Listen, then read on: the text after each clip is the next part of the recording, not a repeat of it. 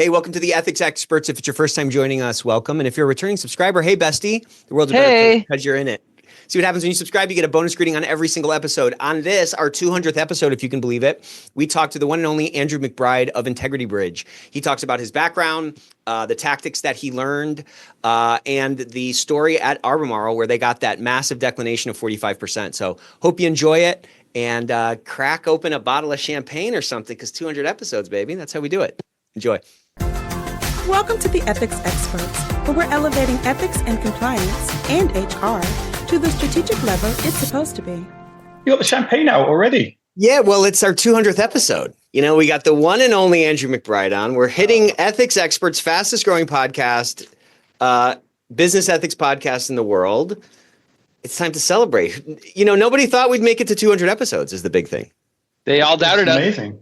I got my brother and partner here. I got Andrew McBride here. This is going to be a killer episode here. So let's get that. Coach, I wish I could kind of reach through the screen and grab it. Whoa.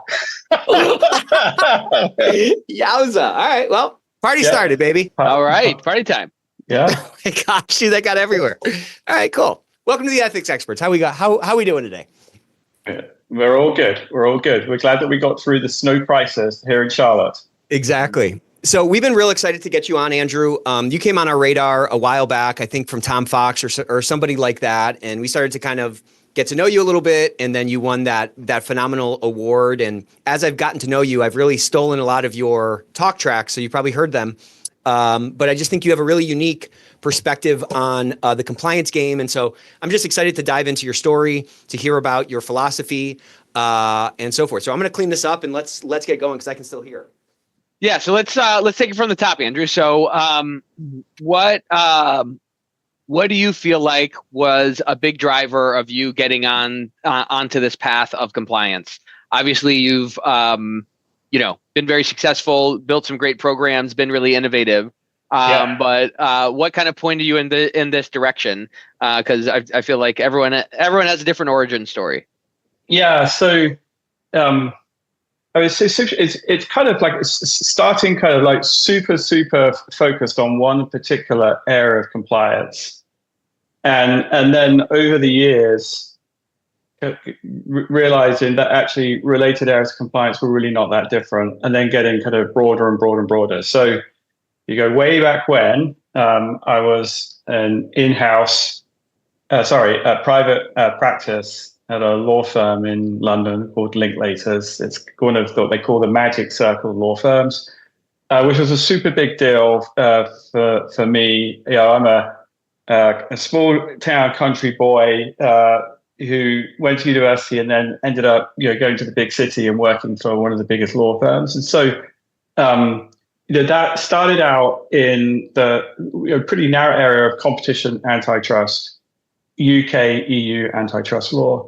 But then over the years, and we can get into this in detail, I've kind of seen either had opportunities presented to me or I've taken advantage of opportunities proactively to add on different areas of professional kind of experience, including different areas of compliance. So still within antitrust, I kind of then moved to BP. So I moved in-house.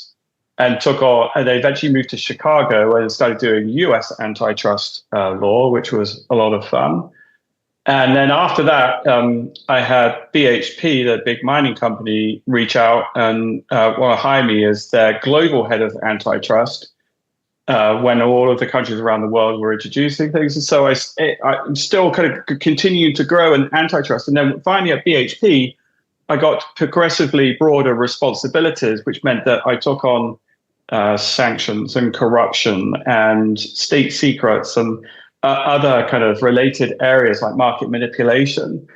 And what I found was that every time I would have a responsibility for a new area of compliance, that it felt a little bit easier to get my arms around it every time because there's just an approach to figuring out kind of like what the laws and the requirements were, but then apply my increasing experience to wrap that compliance program around those requirements. And so I think what originally I felt was quite daunting getting into somewhere new, now I kind of really enjoy. I see it as a challenge. Oh, it's a new area of compliance. Let's kind of, roll our sleeves up, get to understand it, and then use our experience of building and operating compliance programs and figure it out.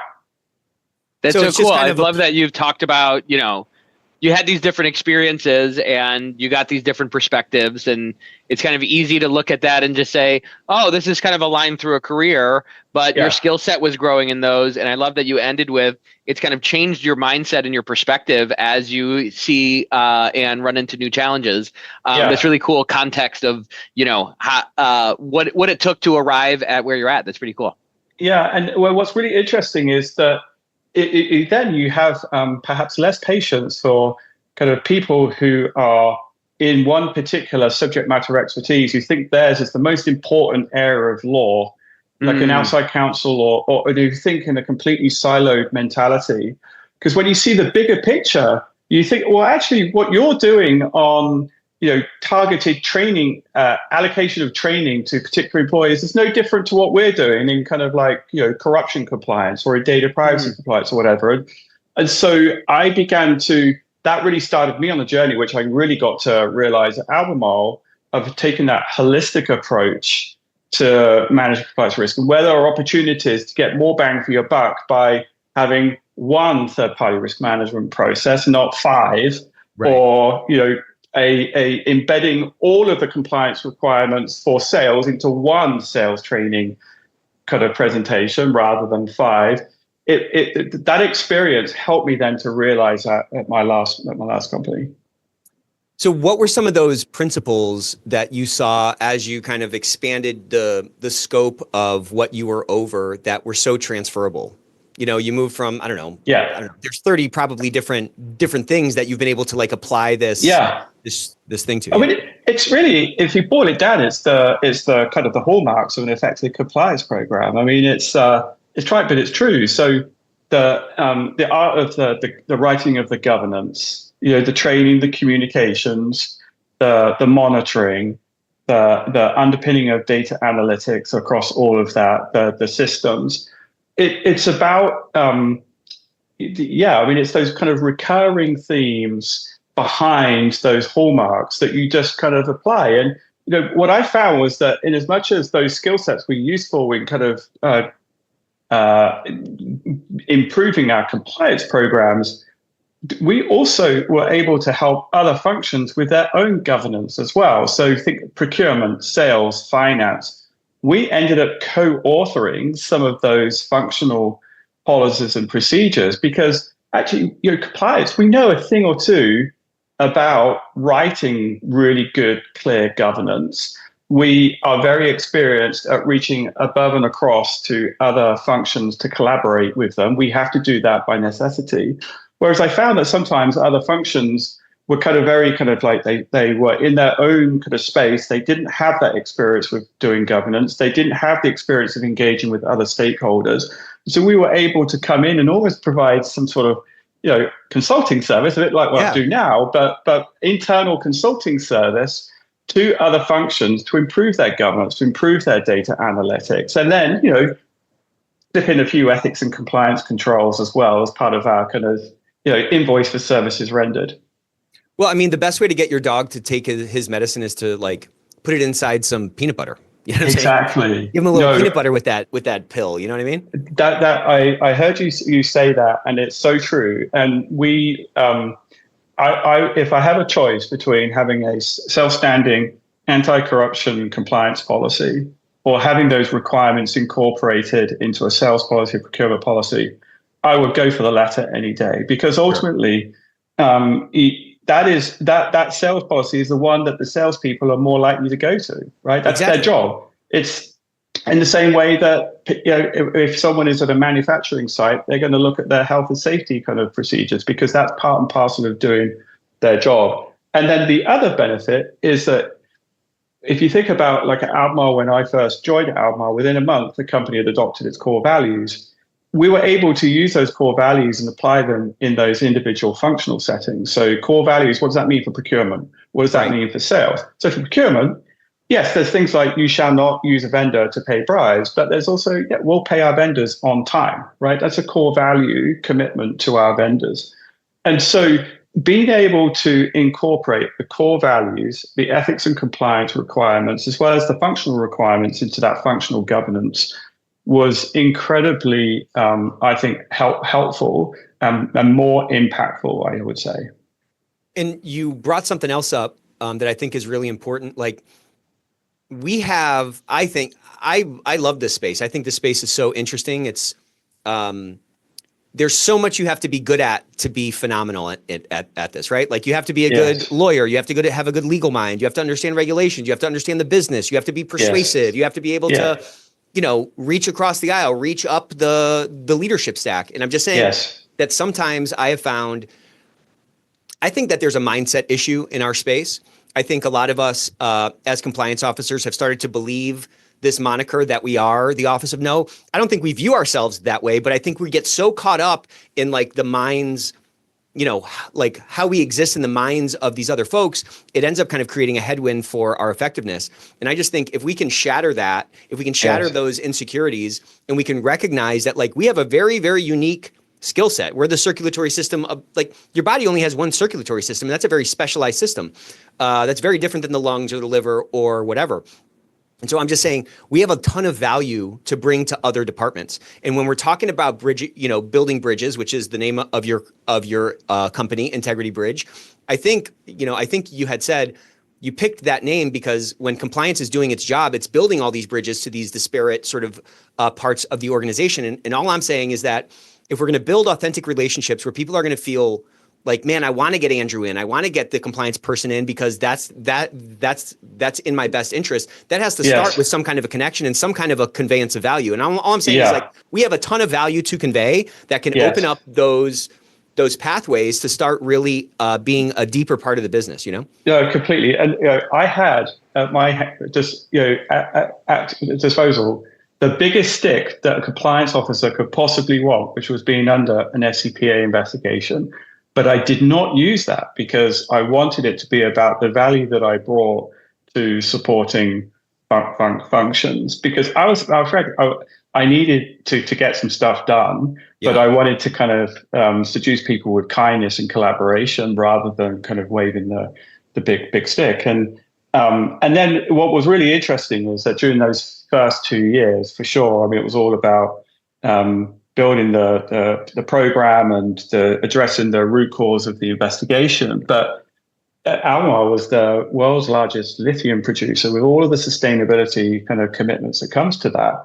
And the narrative was changing at that global level with a lot of interest in kind of what the company was doing from a human rights point of view. And so the work we were doing in our compliance program, the work that we were doing in human rights, wasn't just about managing the risk. It was actually a differentiator for the company. And we were on sales calls with customers talking about our program as a positive differentiator with clients. And so especially when you're dealing with your sales colleagues, they will happily do anything you want if you're helping them get business. Totally. Yeah, right? totally. It completely changes the narrative. And then there was another opportunity, obviously, with the increasingly complex geopolitical situation with Russia, Ukraine, and COVID and supply chain disruption. Risk management became kind of really focused. And so I got promoted up to chief risk officer, but my team were doing more broader risk management work, which means that they were increasingly tied to the day-to-day strategic planning of the company. Again, another opportunity that we were taking advantage of that helps to reinforce that positive perception of compliance. And do you feel like the driver there was you pushing yourself into those conversations, or was it more like them sort of scooting over and pulling a chair up and being like, hey, come on into the sales call? Like, what was the impetus for getting you guys on there? Yeah, so I think it depends. It varied. So on the sales side, that was for sure. In part, sometimes driven by customers saying, "Hey, we want to understand kind of what your ethics compliance or your human rights forced labor program is," and we would then be brought onto the call. That then would translate into kind of more proactive, like so how we address it in marketing materials and communications. So that was good. then on the risk management side, I mean, I think there were kind of like these incidents kind of popping up. And then at the company, we were making big capital investment decisions. We wanted to understand what the risks were associated with that. So there was a pull from the board and from leadership of, we think that we need to wrap a risk assessment around this big investment. Who can help? And they knew that I had experience at that at BHP. And so I was brought in to lead those exercises. And I said, well, if we're going to do it for one project or two projects, then we actually need to upgrade our ERM framework. And so they said, well, great, congratulations. You've got that responsibility. You've got the job as chief risk officer. Go do it. Do you, so I want to dive into the investigation and all that kind of stuff. And I think, you kind of gave us a glimpse of your philosophy, where you had this big stick that you could wield if you wanted, but you kind of chose not to try to do it in a more sort of effective, perhaps like more sustainable way. Do you feel though at a high level, at the board level or at the leadership, executive leadership level, do you feel like just going through this experience caused them to like reframe and like better understand what compliance or risk could do for the business? Like, was that like scales falling from their eyes a bit? I think so. I mean, it was a case of one of the biggest kind of positives, I think, from the enhancement of the program, and certainly what we focused on in our advocacy for the DOJ and the SEC, was the compliance process itself is important, right? So if we think about due diligence, the conduct of the due diligence, getting all the documents, the ducks in a row from a documentation point of view, identifying flags, closing flags. But really the really important piece was the discussion, right? So you've done that work. What is all that information telling you? What's the story with your discussion with senior management about the risk, the residual risk after you put in place all your controls? And then what's your discussion with the third party in terms of, you need to up your game in these areas? And so we would have these discussions with management about our highest risk third parties. And sometimes it wasn't just focused purely on compliance risks. There could be other risks that were raised. And so I remember one conversation where a particular vendor was had potential environmental risk because it was all about waste management.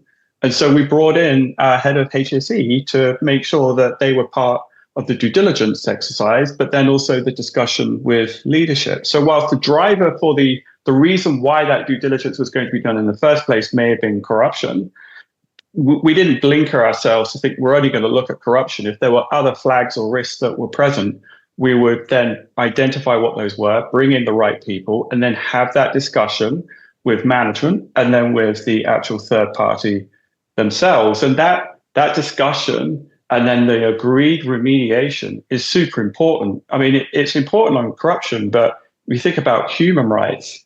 It's actually even more important because you're talking about the human rights of employees and companies in the supply chain. Right. You can't, I mean, it's very clear expectation in human rights laws and regulations and standards that, perhaps unlike corruption, you can't just drop a company because they've got a red flag on the corruption risk. You certainly can't do that for human rights. You've actually got to partner with that third party and fix it. So framing the discussion with management, not about managing compliance risk, but just managing risk holistically, right, and then focusing on the remediation, that was super, super important. Andrew, I think I love the way you talk about this because it just seems so obvious and it was so effective. And, I think there's a lot for everyone to learn from that. But what do you think puts people on the other side of that? You talked about 2 or 3 things, right? You talked about having the conversation, holistic risk, and remediation. Yeah. Let's kind of start with the conversation piece. I don't think everybody in a compliance and ethics role has that as kind of their primary engagement point. What do you think keeps people from doing that? Well, so, I mean, there's a volume issue, right? So if you've got thousands of intermediaries, you can't have a in-person discussion with senior leadership with every one of them. And so you then have to kind of make sure that your risk framework is calibrated, that you're really only escalating those third parties that it really matters. And it's not necessarily that every third party has to get escalated to the top. So we had an approval structure where, perhaps it was the regional president that was involved in some of the lower risk, and then the group president for the business at the second level, and then you had the CEO and the CFO at the top level with the general counsel and myself. And so, Frank clearly articulating when there is a need to discussion, and then if there isn't any discussion, who is it with, is super helpful. Yeah, that makes a lot of sense. And I appreciate you noting that, right? Like it's one thing to just say you should do this, but I mean, it's helpful to note that, there are some trade-offs there and you need to scale your program for that. So how about, the way that you engage with managers, was that is that just kind of the Andrew way, or did you stumble into that? How did you kind of, how did you figure out that was going to be such a change? Because that journey sometimes is what it takes for people to realize, all right, it's going to take a little bit more effort, but it's so worth it.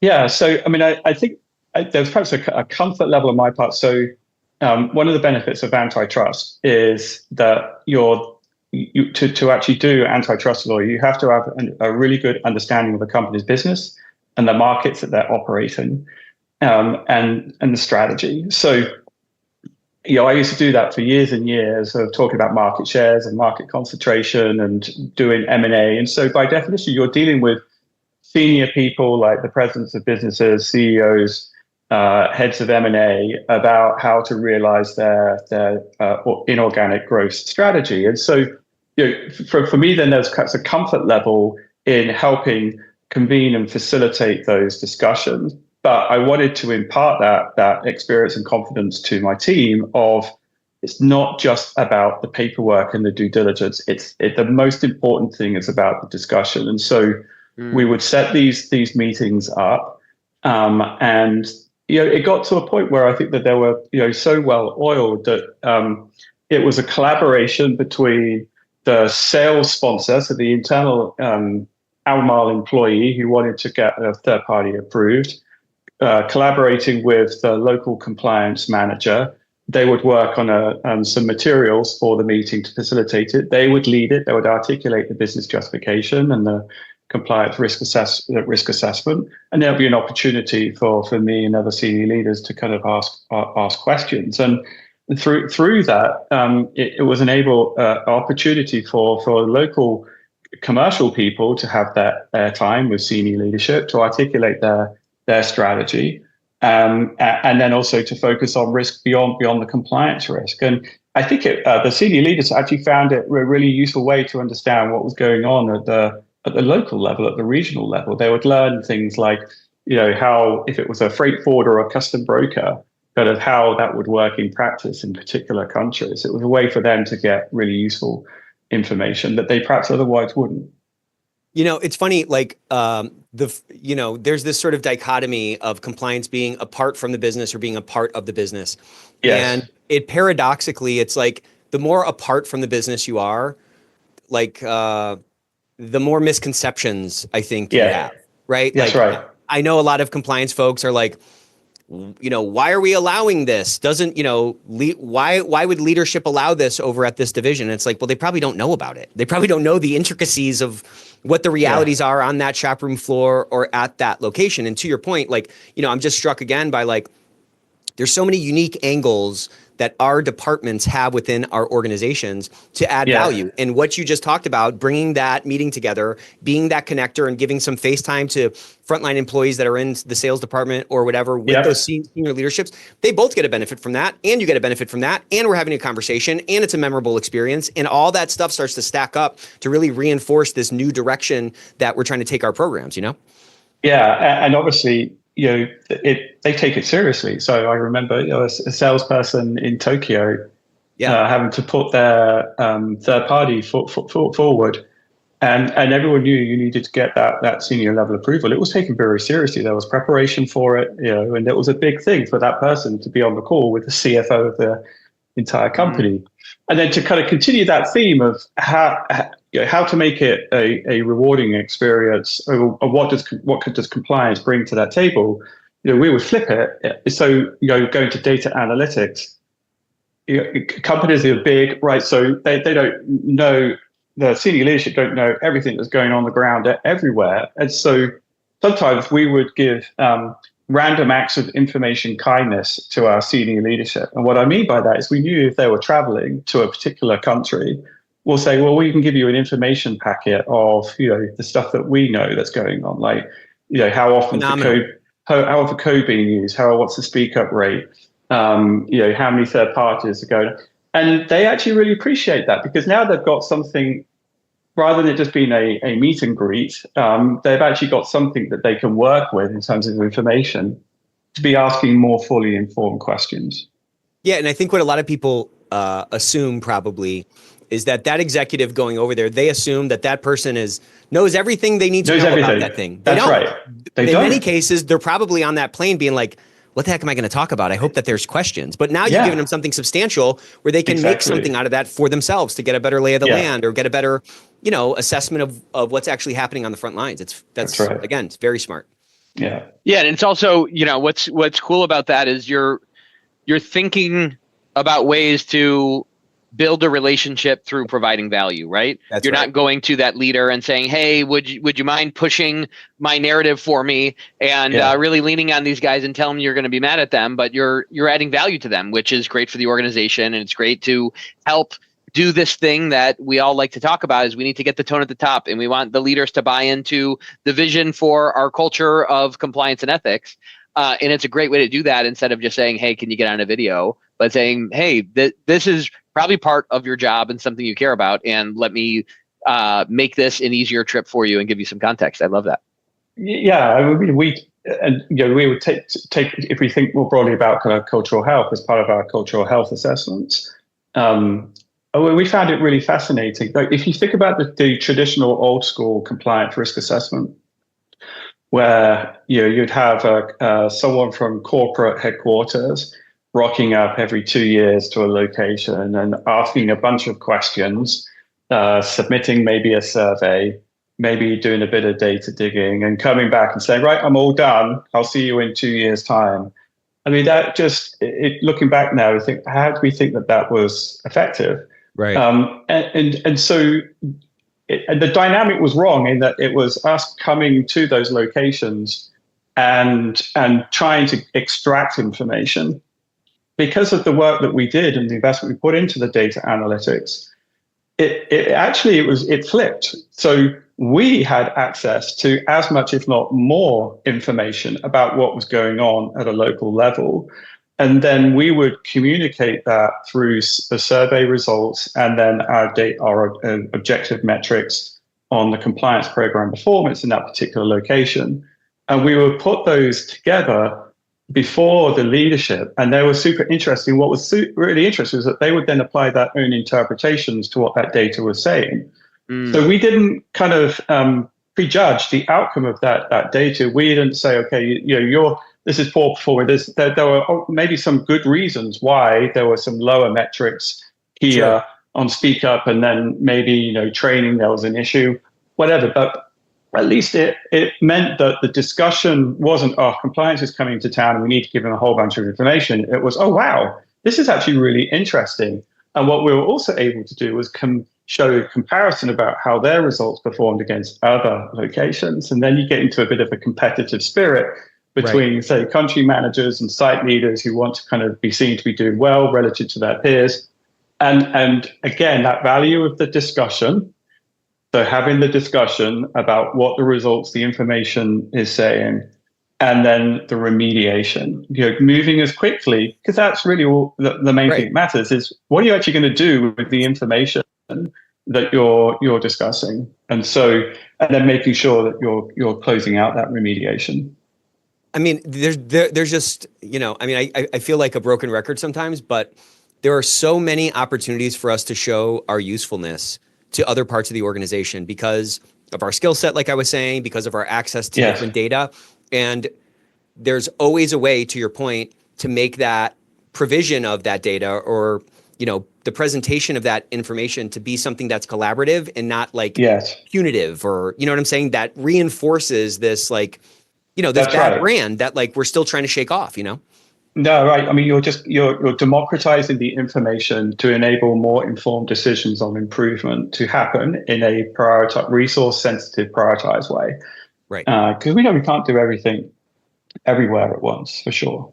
You talked about when you came into Albemarle, you had sort of developed this like holistic approach, this philosophy. Yeah. And you shared a little bit about how you started to kind of develop that as you took over more things and so forth. What did that look like day one, first 100 days? How did you bring that vibe? Was it, I mean, it's probably too hard to even imagine right now, but like, did it just sort of naturally come out because that's just what your posture was? Or were there specific like tactics that you employed as you came in to like try to make the right impression with the right counterparts? Yeah. So, I mean, in some respects, there's no better time to join as a CCO, right? It's literally the same week that you're self-reporting. So, management support, fantastic. And then also the company, and this is public, had taken a while to make that decision to self-report. Yeah. But what that meant was that the investigation had been going on for some time. And but by extension, the root cause analysis had also been going on for some time in conjunction with outside counsel and outside forensics. So literally, second week, I'm sat down opposite outside counsel, outside forensic. They're walking through the fact patterns the investigation is at that time, and more importantly, the root cause analysis.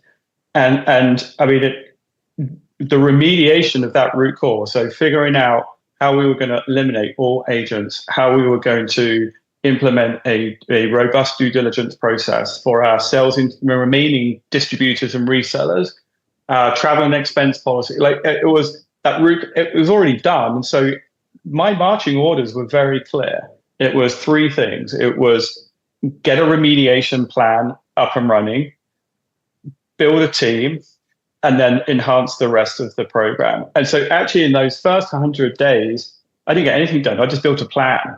I mean, that was my first 100 days was about listening, reflecting on that root cause analysis, and building a plan. And actually that plan never finished. It never completed. It was became a rolling 3-year improvement plan that was then got even more richer, even more informed by more subsequent risk assessments that we were doing in conjunction with some outside partners. So it was quite overwhelming at first. I'm sure. I mean, just how am I going to do this when I literally at that point had two other people on the team? Jeez Louise.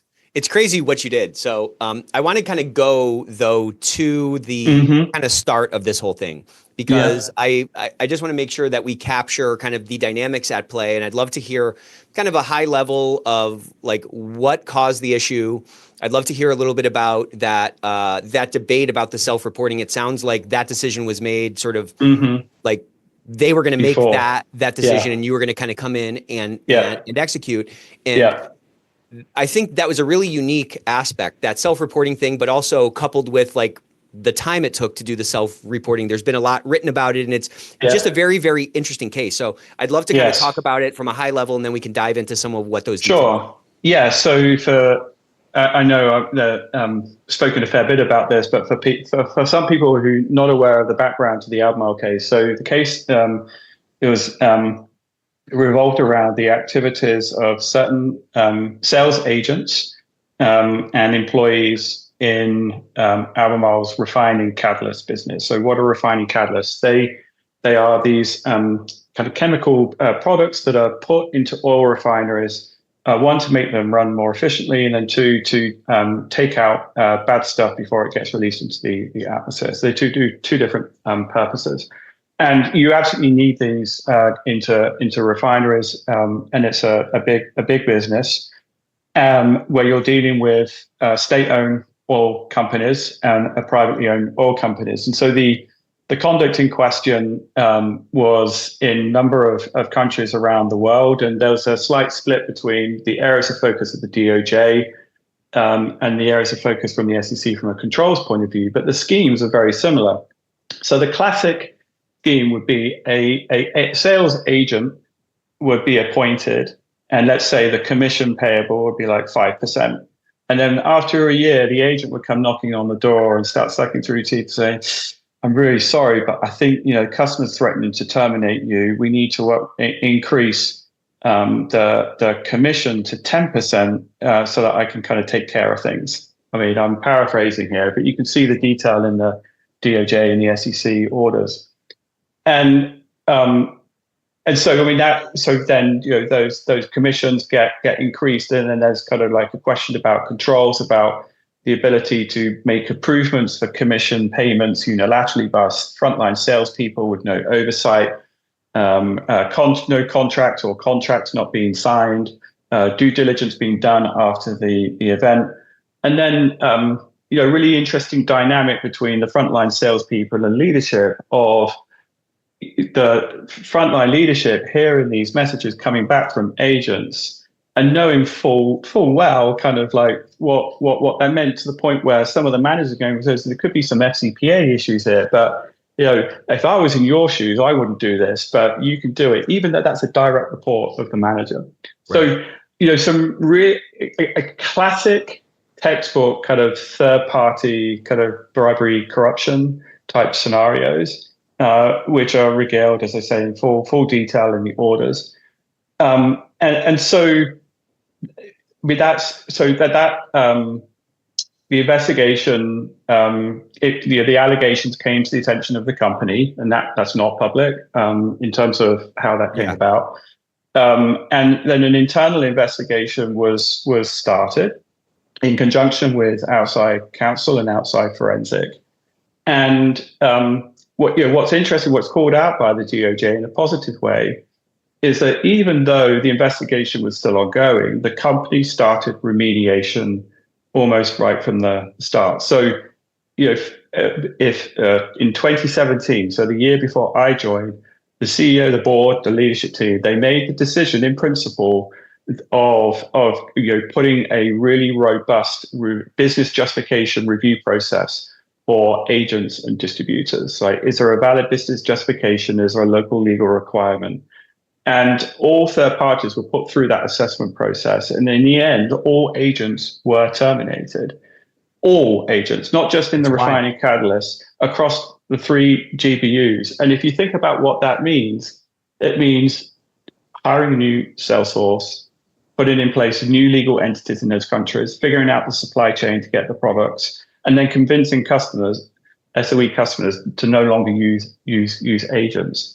And so all of that work had started before I joined, and then I kind of came on board and helped kind of lead it, particularly on the due diligence side, and then supporting the legal department with the termination processes and everything else.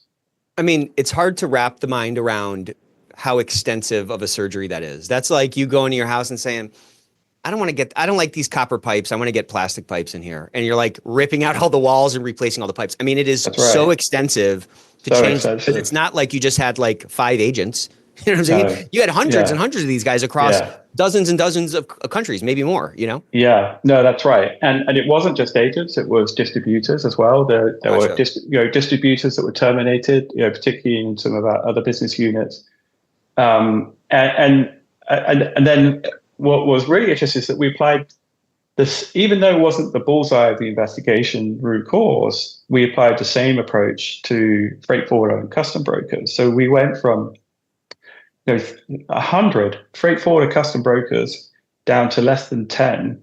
And we were doing that and implementing all that through COVID, right, with all the supply chain logistics issues. So that we found kind of like super interesting was, if you think about tone from the top, yes, you can have messages from leadership, sure, and that's super important. But when you're talking about management making really tough decisions to transform their go-to-market strategy, that is real tone from the top. Yeah, I mean, it sends such a powerful message. Yeah.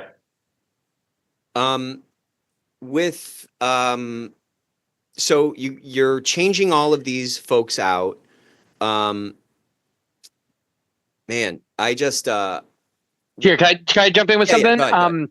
Andrew, you talked about how I loved how you put it. The plan never got complete; it got improved and enhanced and adapted. Yeah. I think a lot of people in our audience have been in and around an enforcement and correction like this, and a lot of them haven't. Looking back on that and how much of that plan got changed, do you have any reflections on how you would have done it differently up front? Like, do you feel like it was too detailed up front and because you were never going to get to year 3, or maybe going through the process made it easier to iterate it because you had thought through it? It's a tough question because if I'd had the luxury of choice, then yes, I would have perhaps smoothed things out over an extended period. But the challenge I had was that I knew I had to build a program, and I knew that I was going to have to present on it to the DOJ and the SEC. I just didn't know when, and that was a real kind of source of pressure. And so it meant that we were fighting on all fronts to get the program built, but doing it with kindness, as I say, in collaboration with other functions. And then the other thing is that the company had made some really great decisions on tech selection. So it was rolling out one ERP system, one HR information management system, an enhanced expense management system, which is great, right? From a compliance embedding kind of processes into system stuff, but they were all happening at the same time. And so I'd use the metaphor of like all these trains were leaving the station, and I needed to make sure that compliance was on each and every one of these trains. Wow. Because from a design point of view, you have to make sure you get in early and get your ethics and compliance requirements bedded into those system designs before things get too late. So things like master data, approvals, delegations of authority. I mean, we were right there. Now, what I'll say is, there's obviously a temptation during that first year to just try and push everything out, but I resisted that. I really wanted myself and the team that were growing to really get to understand the company and really understand the risk profile, so that our program was then truly right-sized. And so, notwithstanding a fair amount of pressure from my boss, and then also from outside counsel, not least because of the investigation, we did not actually launch one new policy for a full year after I joined. But then, literally, the 6 months into the second year, was really when everything started to happen. New policies, new systems, processes, procedures, all happening in quick succession. It was quite a whirlwind, which was pretty good job because we ended up going in for the first time to present on the program at the 2-year anniversary of me being at Albemarle. Cool. Wow!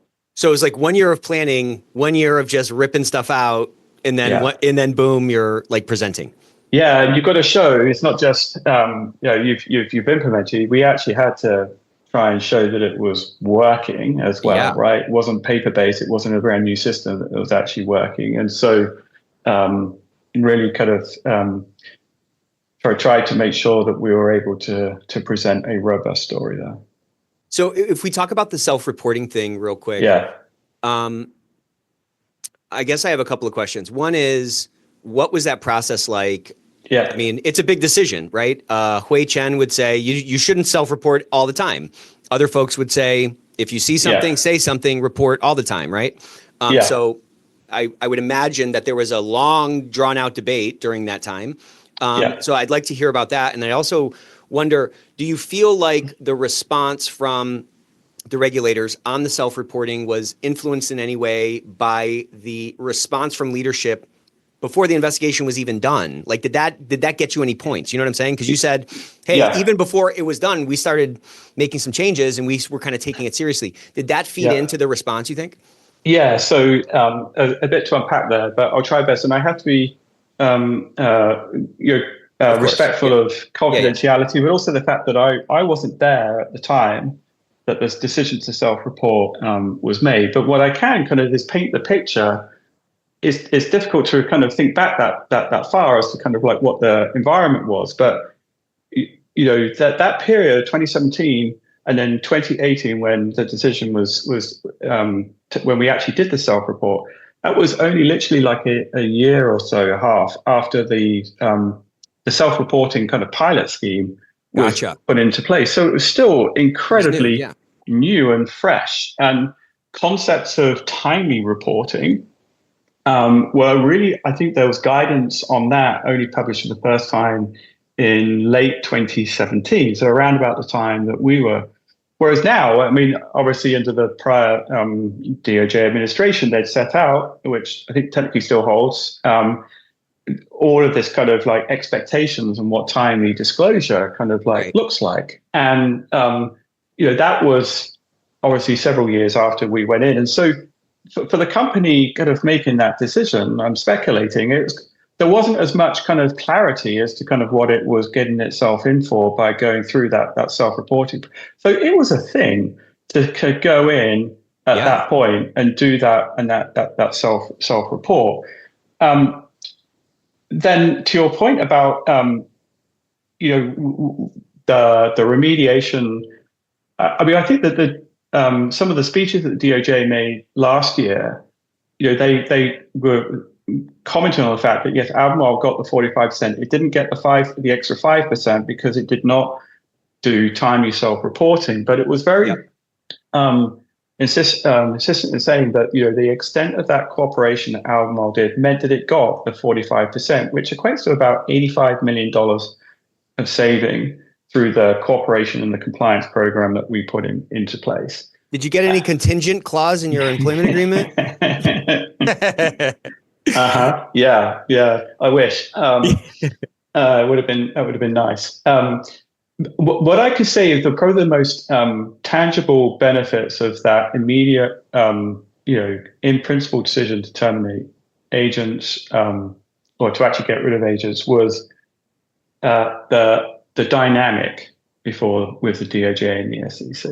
I mean, it really sent a message, right? Going back to that tone from the top, it sent a very clear message that we were taking this incredibly seriously, both at the management level in terms of what they were doing and in the compliance program, which me and the compliance team were doing.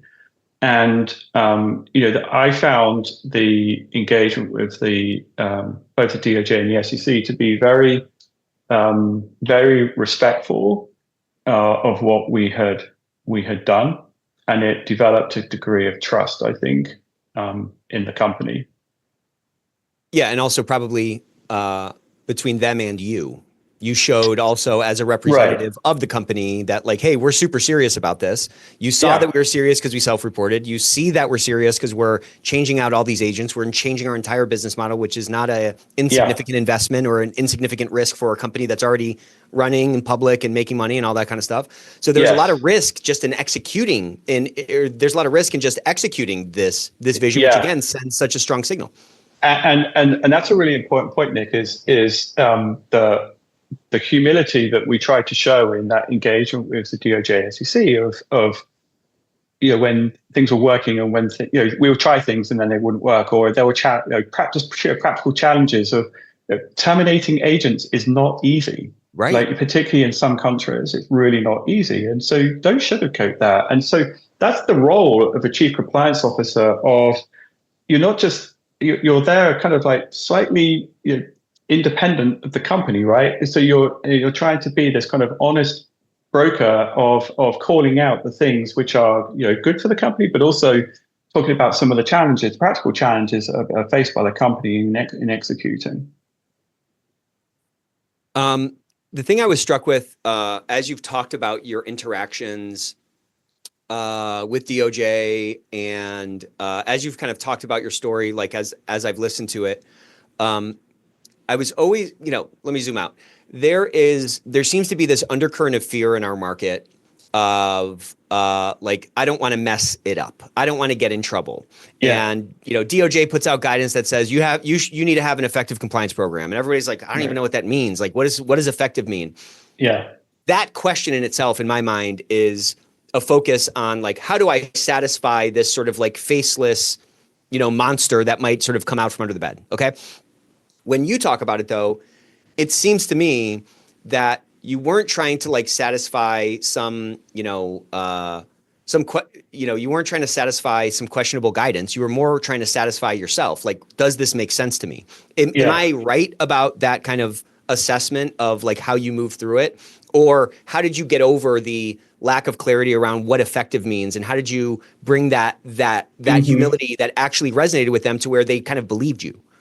Right. So, I think that go back to the planning piece. So I was absorbing a lot of information about the company, and then there's also its risk. So, through a risk assessment that we had done as well. And so that was feeding into a plan, which was articulating kind of like the requirements coming out from the evaluation of corporate compliance programs, but then also we were having to be mindful of certain sustainability standards on human rights that had a crossover into things like speak up mechanisms. And so we had our plan that effectively distilled those requirements into actions. And then in order to demonstrate that those program elements were working, we needed data to kind of demonstrate that. So we needed the investment in our data analytics. And what's really super interesting is that I didn't realize it at the time, but all of that work that I've been doing initially at BHP, but then at Albemarle, was just me gearing up to the risk and integrity bridge, the risk and compliance consulting practice, because that's what I'm kind of doing now. Is that concept of effectiveness is multifaceted, right? So you're looking at it from a governance point of view. So the hallmarks, going through the hallmarks and looking at all of those and the design standards around your governance, your training, your communications, monitoring, audit, and so on and so forth. You're also looking at it from an end-to-end process point of view. So how does that compliance process fit within business processes and systems? Like, think about procurement. Yes, you've got your due diligence, your screen. How does that fit within vendor qualification? How does it fit with vendor management, the accounts payable process? So there's the end-to-end. There's also one that I think is sometimes missed is how is that program being executed by a compliance team? So when it comes to the conduct of due diligence or the conduct of investigations by a compliance team, are they doing it to an appropriate standard, and are they doing it consistently? So there's a consistency in the quality of execution point. And then underneath all of that is your metrics. And irrespective, yes, I knew I was going to have to present to the DOJ and the SEC, but ultimately, if you're spending money in a compliance program, at the end, you want to ensure it's actually working. And if there's work that you're doing that doesn't actually move the needle, either for you or management, like a dashboard, right? You put this effort into a dashboard, but no one's using it. Stop doing it. Move on.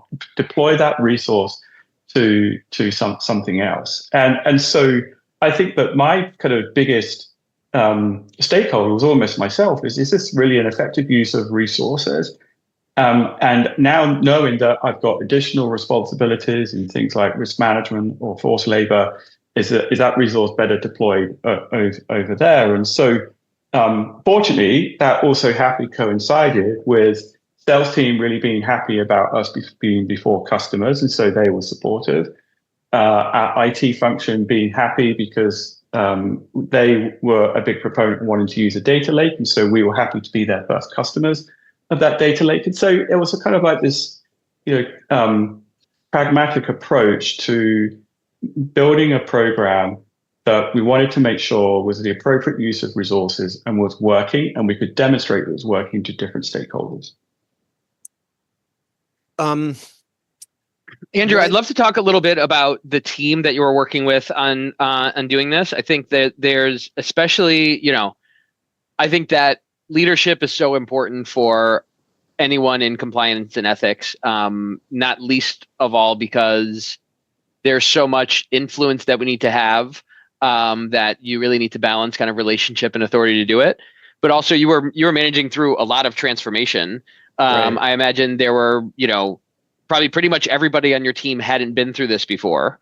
So talk to me a little bit about the people side of it, of, how you manage people on your team, or, where you saw people kind of get up the learning curve and it make a big difference. I'm sure you learned a bunch through it, but I'm sure you also led your team through a lot of transformation. Yeah, question. so I had some past before addressing Albemarle had done something similar. It was different but similar at BHP, and so I moved from the antitrust role up to associate general counsel. Then I got appointed acting chief compliance officer at the back end of BHP's own FCPA investigation. And one of my mandates was to take a fresh look at the compliance team and recalibrate accountabilities and roles. And so that was an established compliance team with like 30 plus compliance professionals, and go through a organizational design review. And that was super, again, didn't realize at the time, super helpful preparation for then building my own team at Albemarle, right from scratch. So I joined Albemarle, there was one person based out in China, and then I was shortly joined by another person in the US. And it was the three of us for quite an extended period of time through that 2018, as I then started to clearly articulate, because you can't just say, right, I need people. You actually have to figure out like what kind of people do I need, and where am I going to put them? Yeah. And so I think if it was the 100-day mark or the 200-day mark, I then eventually sat down with the general counsel and gave my resource plan. And for me, what the primary considerations were how did I want to align the compliance function with other functions and the business units. So, but firstly, compliance. As much I reported to a general counsel / chief administrative officer. So importantly, yes, she managed the legal department, but I was not part of the legal department. I was running the compliance department, and I was reporting to her in my her capacity as chief administrative officer. She also had IT and HR under her as well for a period. And so I was effectively creating a new brand, Global Ethics and Compliance. Then when it comes to the recruiting of the team, so we were obviously a multinational company, so I wanted there to be regional spread so that there were local people at the water cooler that people could speak to and approach. So that was a consideration. And then by extension, an alignment of those compliance team with particular business units. So we had a compliance manager initially down in Chile. Obviously, in Chile, it was all about lithium because that's where some of our lithium operations were. Whereas in Singapore, it was more of a sales thing. So it was across all three business units, having that understanding of the commercial issues associated with sales and to some extent procurement.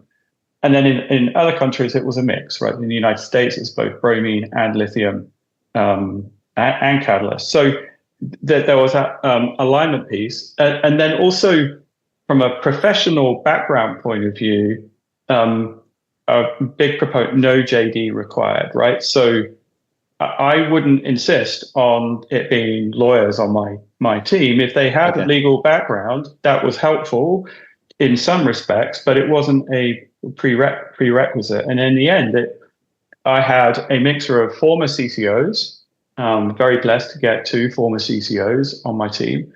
I have forensic accountants, I had lawyers, I had a former head of procurement, a data analyst, and then a compliance program administrator. So I had that mix.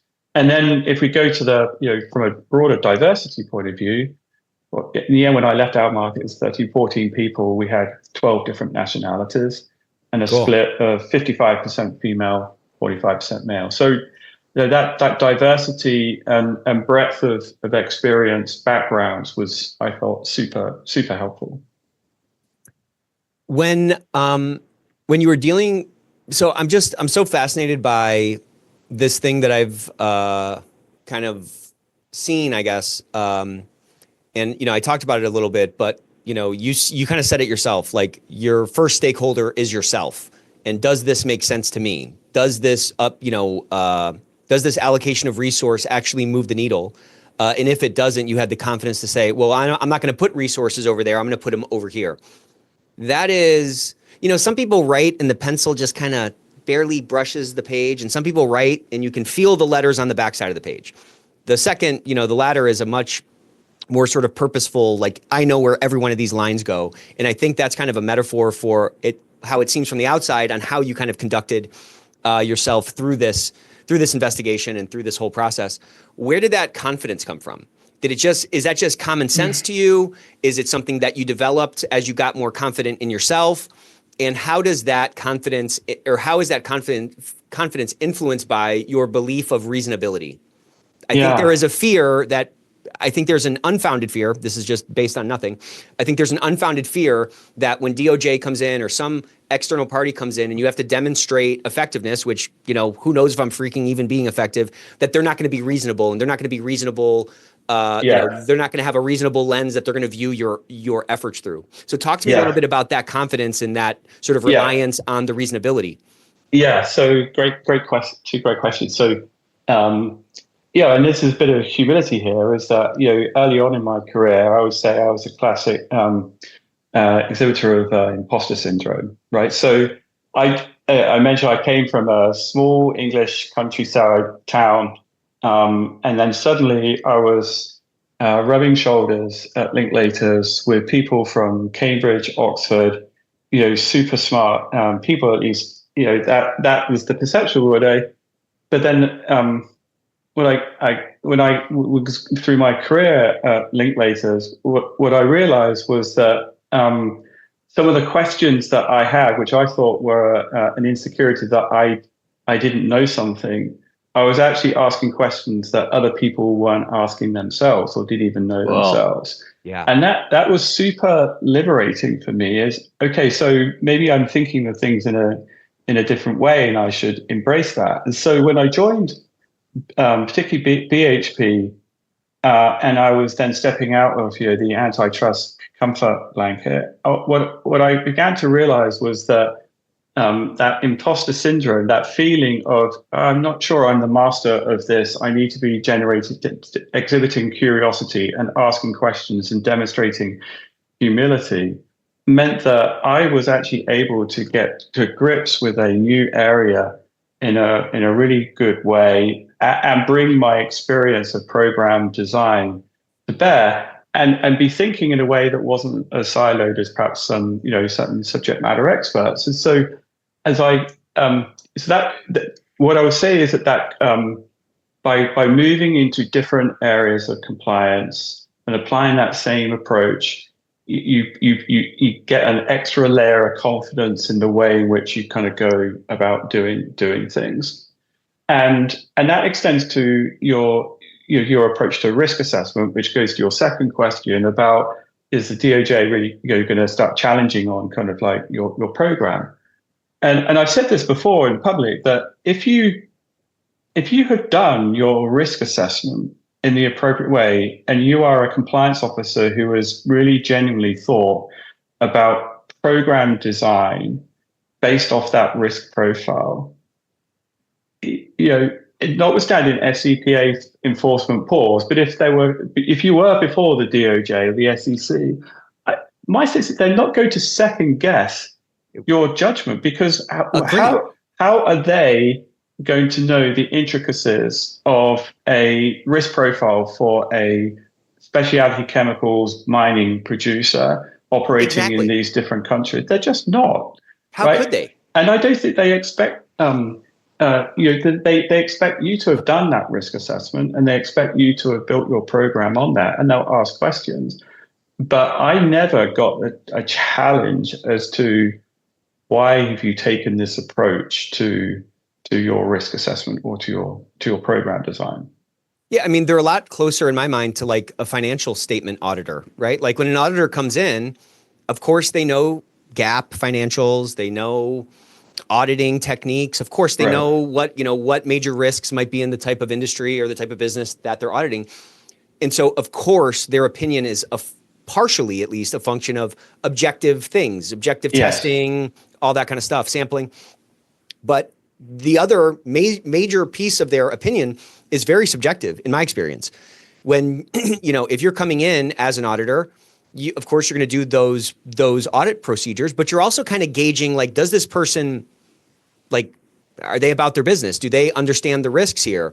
If I bring up a control that's missing, is that a surprise to them, or do they say, yeah, I get that control is missing, but if you look here, it's not really a big risk for us. This is an immaterial risk. Well, that gives me comfort as an auditor is to say like, okay, this person kind of knows their business. Did you feel that kind of like feeling out, like when two dogs are at the park, they kind of sniff each other's butts to kind of get to know each other.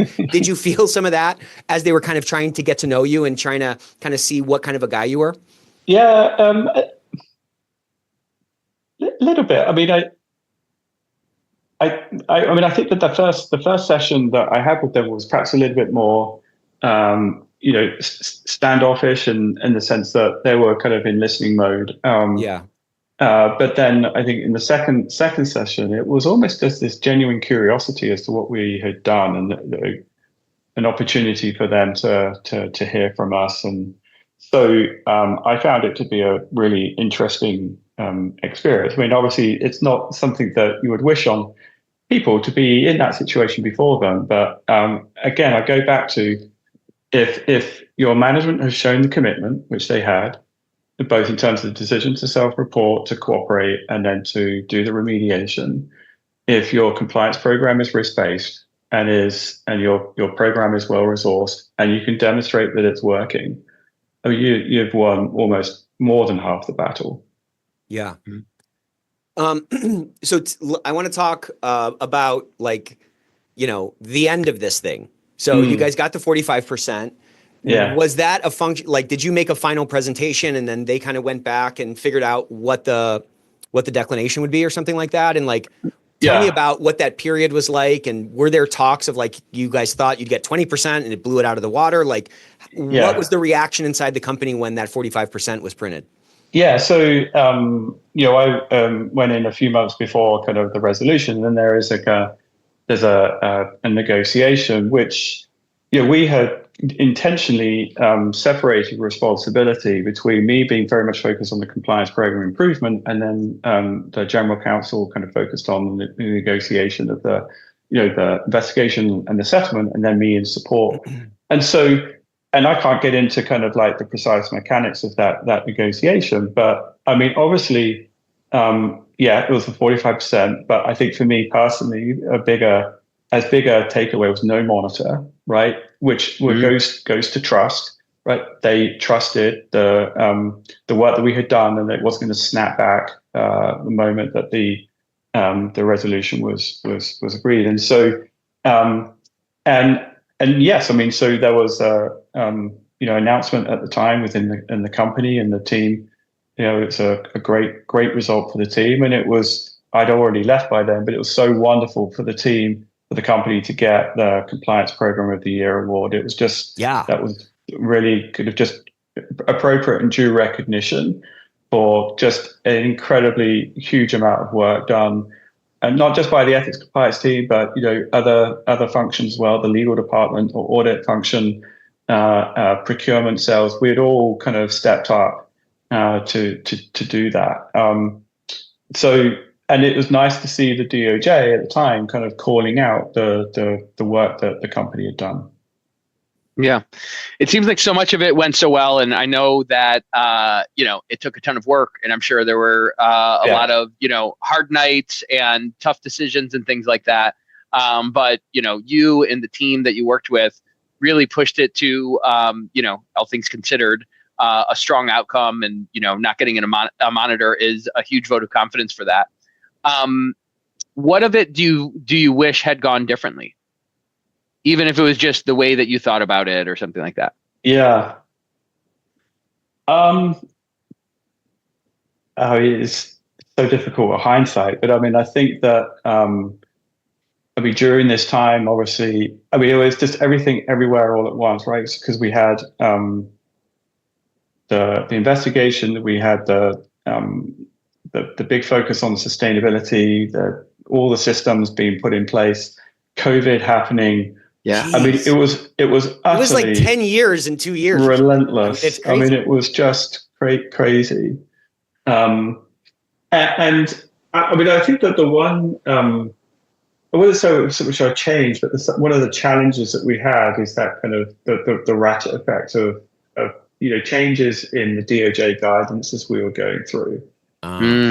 So mean, because we've already given the example of there was not much guidance at the time that we made the decision to self-report, and now there is.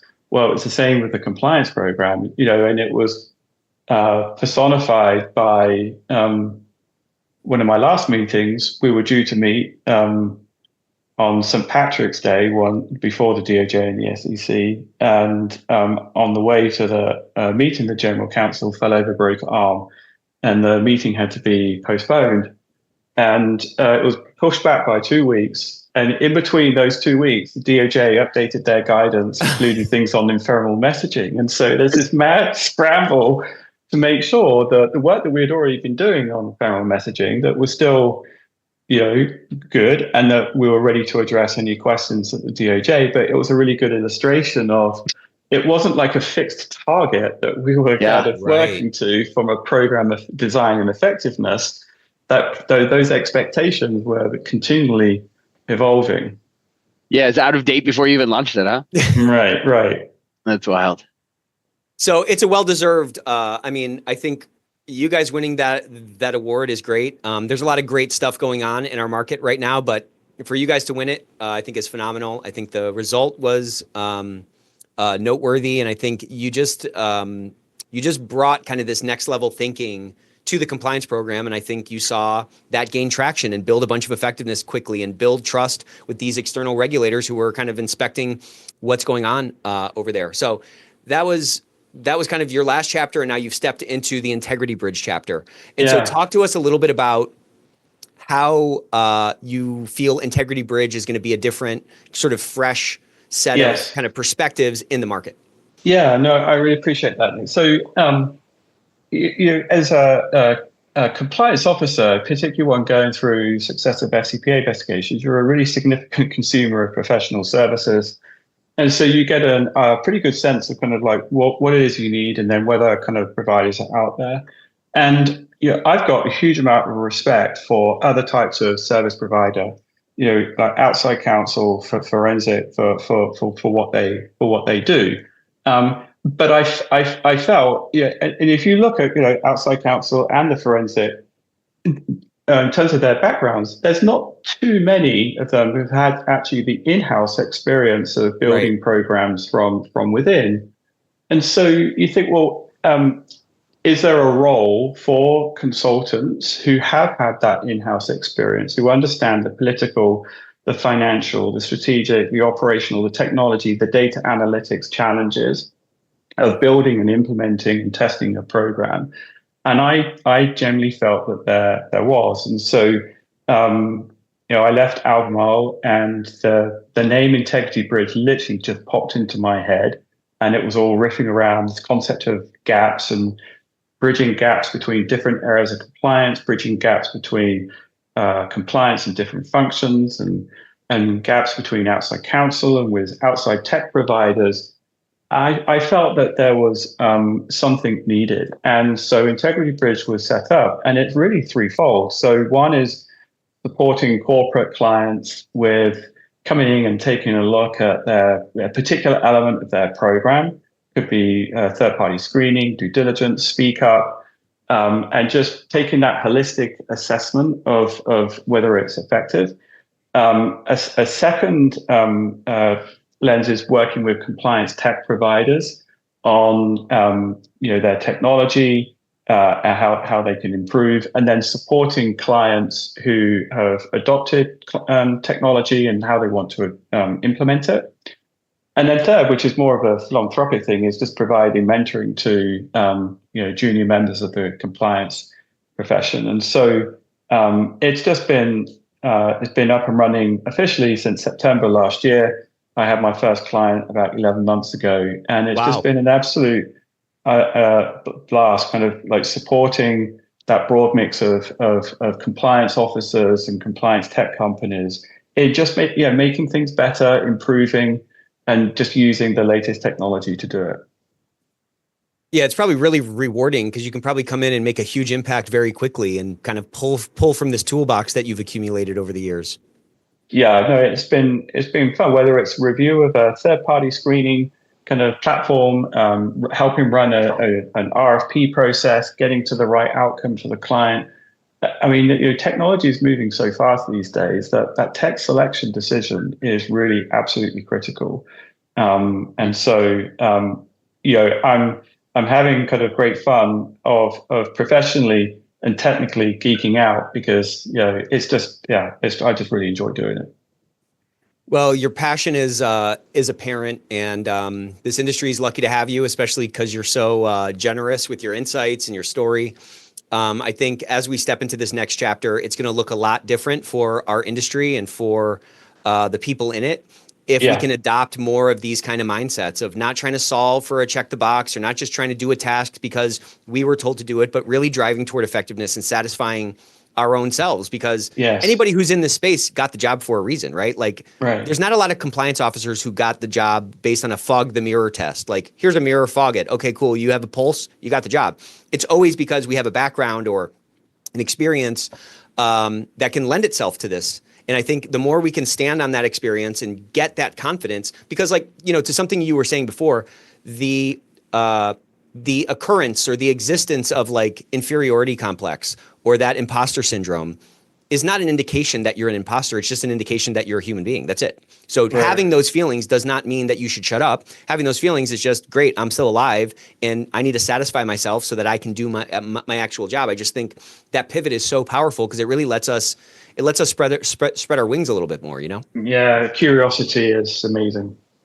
Yeah. And I love what you brought up earlier, Andrew, that when, I think you were shortly out of school or something, and you felt that imposter syndrome, you realized that you were asking questions that maybe people who felt like they should belong thought, hey, I shouldn't, I shouldn't ask that. I'm going to look dumb. And just that curiosity. And that I think that ties to what Nick was talking about. There's so many people in compliance and ethics who want it to be better and want to figure out the right way to do it. And, I think that as we all as leaders better understand that the fact that we don't know how to do it doesn't mean we're going to do it poorly. And in fact, maybe the fact that we're worried about doing it so well can be one of our greatest strengths, to be curious, to ask those questions, and to keep pushing for those things that we may not know are on the horizon, right? We may not know when the internal communication guidelines are going to change, but it can still be a strength that helps us be prepared, just like you and your team were through, the moving goalposts and the moving targets while you were building this program and rebuilding it. Yeah, it's a true superpower, I think. Yeah. Well, this was a lot of fun. 200th episode in the bag. Congratulations. Thank you so much. Thanks for coming on, man. We could have probably talked for another couple of hours, but this was a lot of fun. I encourage any listener to follow Andrew on LinkedIn, check out Integrity Bridge, get a little shot in the arm, level your program up. You know what I mean? Thanks, Nick. Absolutely. We'll see you guys next time.